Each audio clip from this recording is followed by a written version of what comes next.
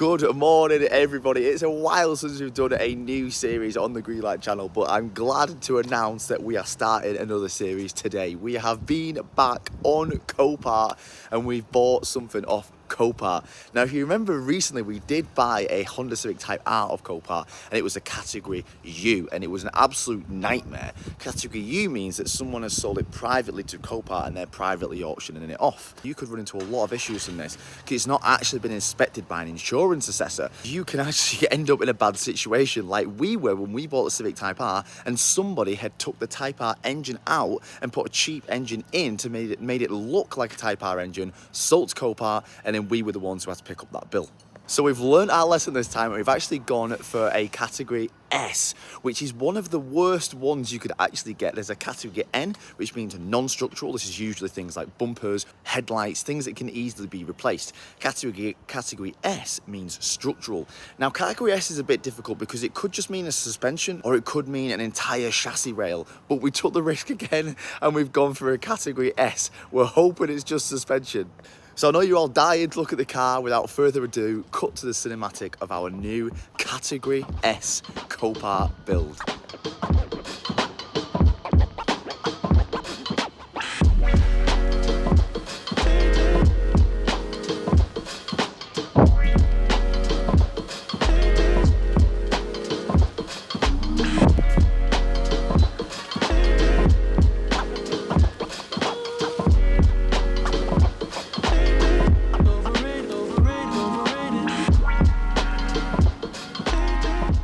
So here it is. This is the Fiat 500 Abarth.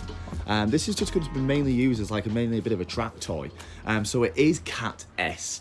Now, Cat S, as I said before, Cat S means structural. Now, what it looks like it's just the rear axle. We've actually ordered all the parts for this already, so I'll go over the cost of what it all is. As I said earlier, when you get in a Cat S, it is a bit of a risk because it could literally just mean a suspension strut or an arm or a hub, but it could be something to do with the whole chassis of the car. Now, we're praying that it's just the rear axle or a hub or something on the rear axle which is bent. So the car is at AMD in a minute. We are going to be taking it inside and getting it up on a ramp and assessing the damage in this video, but we are praying that it's just the rear axle. Now, these cars are going for around 4 or 5 grand. Cheaper ones at 4, usually sitting around £5,000. Now, we actually paid £2,000 for this, £2,050 with fees.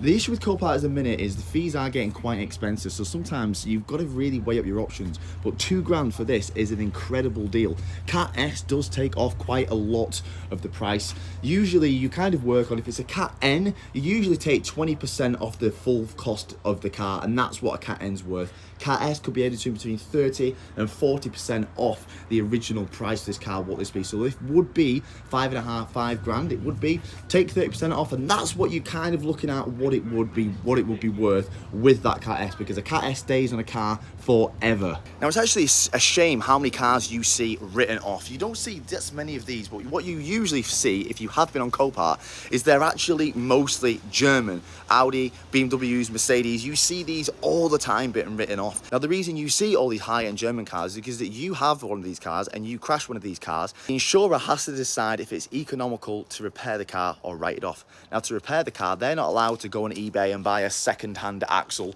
They have to do it new. They have to buy new parts from Mercedes. It has to be done to a high level, and that's why you see all these German cars being written off. It just costs too much for the insurers to fix these cars, buying them brand new from their respective manufacturer. Though the German cars depreciate very fast, and you can actually pick up what were £90,000 cars for a few £1,000s now, they have to repair that car as if it was a £90,000 car. And that's why you see a lot of German cars are written off, because it costs too much for the insurers to repair them to a high standard as it would just be to write the car off as to what it's worth now. These German cars push into beyond economical repair status, which means it's going to cost the insurers too much, and that cost cost of them is usually 50 to 60% of the entire value of the vehicle. If it pushes over that, it goes beyond economical repair status, and unfortunately, the car will be written off. But it's not all bad news. If you are handy with cars, or you know someone who else is handy with cars, you can pick up these cars pretty cheap because insurers write them off for what they're valued at. And if you're pretty good at finding parts and fitting them yourself, you can actually get some good deals on Copart because, again,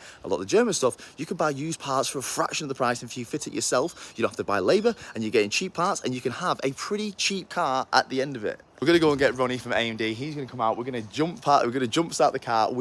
It does drive. We do know it drives. Ronnie's gonna come and jump start the car, and we're gonna put it up on the ramp, and we're gonna assess the damage and pray that we're right by thinking it's just a rear axle, obviously, and a bumper and a rear light and other things, which we'll go over. Now, we're not just building this to flip it. We're actually building it to have it as a track car and to add it to our fleet for a while, at least 6 months. Take on some track days, things like that. We've never had an Abarth, so we thought this would just be a perfect time to get some content, have a bit of a laugh, learn some things, and have a nice little fun track car at the end. Oh. Now this is usually a big part of the video, you know, will it start? But we already know it does. It runs. Does it? It does already run. It does run. This is great news. She runs. Does she drive? Lovely. Bit of a belt squeal. Forget about that. Don't worry about that. Don't worry about that. Listen to her. Actually, he drives all right. I thought he'd be knocking all over the place. I mean, it's not ideal. It's definitely not straight, but getting a nice little cut and polish there on the paint. Little free little cut and polish.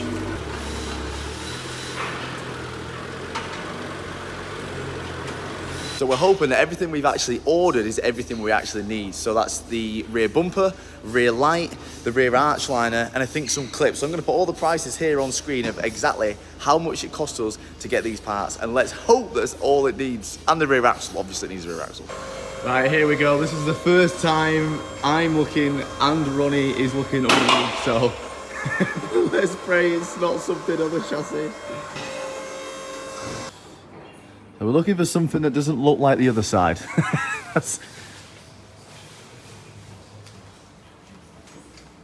There's no arms. It's weird. Fixed, really. Yeah. That's rotten anyway. Look at that. It needs, even if it weren't bent. Yeah.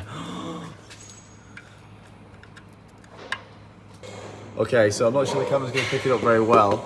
Basically, it's where the hub meets the actual axle. It's going to be hard to tell on camera, but this is straight, and this isn't.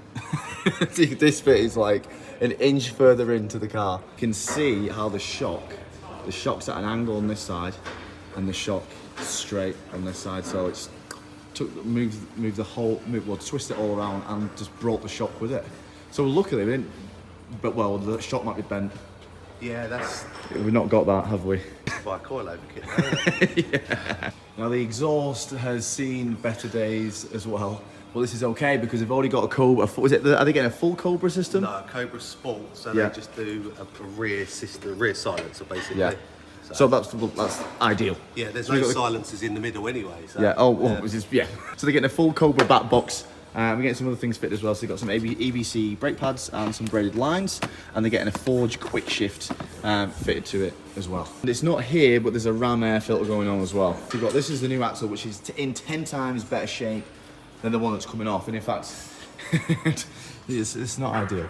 And we've got the bumper in here as well. The main thing when you're doing this is that you make the choice between, do you just buy any bumper and get it painted, or do you get one painted in the colour already? The only issue with getting one painted in the colour already is that you never know where the car's been sat or stored or whatever, and there might be a slight difference in the paint, but you usually see that more prominently on like reds and yellows and things like that. But with it being white, it would be hard to tell a bit of a different colour shade, but once it's all put back together, I think it'll be totally fine.